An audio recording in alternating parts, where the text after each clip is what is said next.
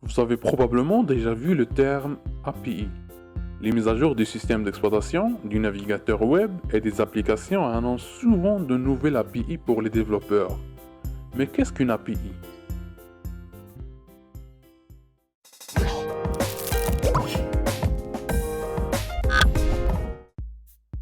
Le terme API est un acronyme et signifie Application Programming Interface. Pensez à une API comme un menu dans un restaurant. Le menu fournit une liste de plats que vous pouvez commander, avec une description de chaque plat. Lorsque vous spécifiez les éléments de menu que vous souhaitez, la cuisine du restaurant fait le travail et vous fournit des plats finis. Vous ne savez pas exactement comment le restaurant prépare ses plats, et vous n'avez pas vraiment besoin de le faire. C'est pareil pour une API. Une API fournit une liste d'opérations que les développeurs peuvent utiliser, ainsi qu'une description de leurs tâches. Le développeur n'a pas nécessairement besoin de savoir comment elle fonctionne.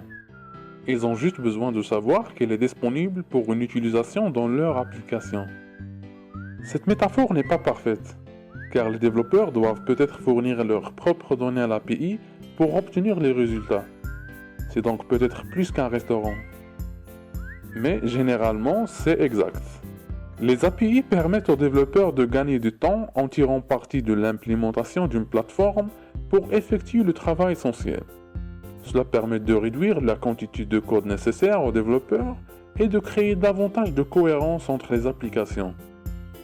D'ailleurs, les API permettent aux applications de communiquer entre elles. Lorsque les gens parlent d'API, ils généralisent parfois.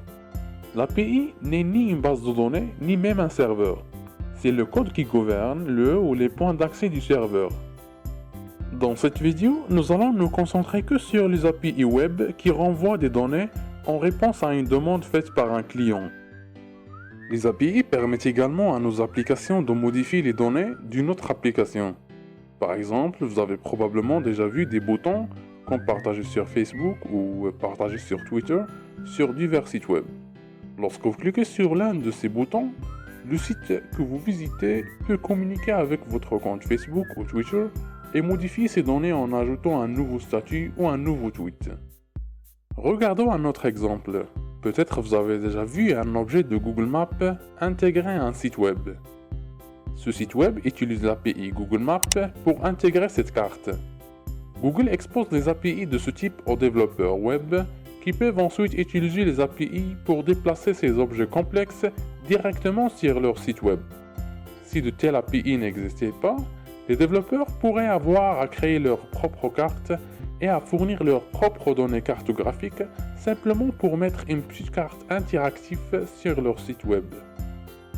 Et comme il s'agit d'une API, Google peut contrôler l'accès à Google Maps sur des sites web tiers, en s'assurant qu'ils l'utilisent de manière cohérente. Cela s'applique à de nombreux services en ligne différents. Il existe des API pour demander une traduction de texte, par exemple Google Translate, ou pour intégrer des commentaires Facebook ou des tweets sur un site web, et ainsi de suite.